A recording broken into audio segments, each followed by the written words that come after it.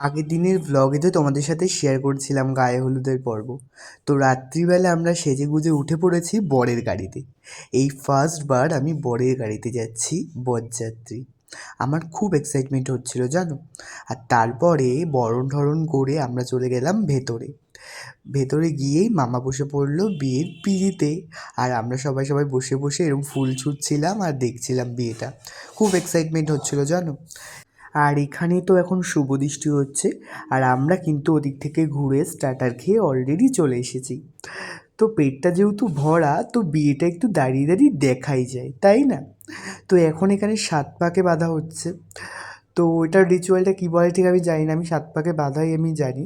তোমরা যদি অন্য কিছু জেনে থাকো তাহলে কিন্তু আমাকে কমেন্ট করে অবশ্যই জানিও।